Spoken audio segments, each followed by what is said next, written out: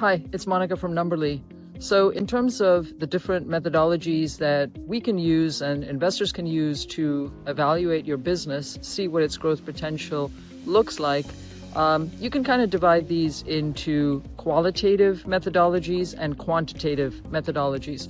For very early stage startups that are still in the idea phase, investors are probably going to lean towards the qualitative options. And there's really two.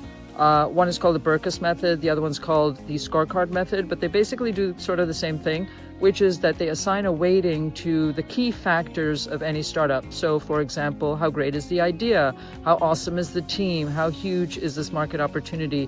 Where are they on the product? How good is their research and development? Each is assigned $500,000. And so there's 5 factors. And so the maximum valuation for a pre-revenue, early stage, idea stage startup is kind of 2.5 million. So keep that in the back of your mind, because I talk to a lot of founders that want a valuation that's like 50 million, and it's just not possible for that stage. Sure, you might get there in the future, but you don't want to say that part out loud at that state, that very, very early stage. So it's good to know what investors have in mind.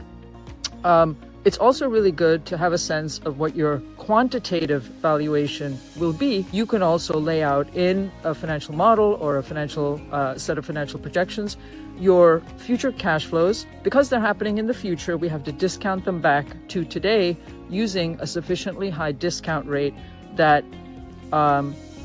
compensates investors for the risk that they're taking on in investing in your startup.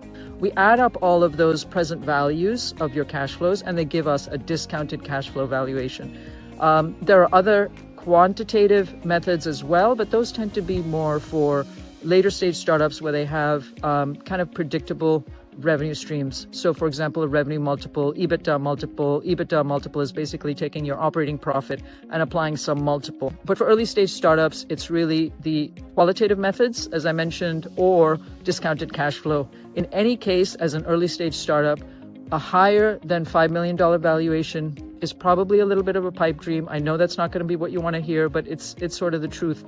And it's better to know that now than to have and to be able to manage your expectations. I hope that's helpful. In the next video, I'm going to talk about how to pitch investors and the things that you want to focus on to be at your most compelling.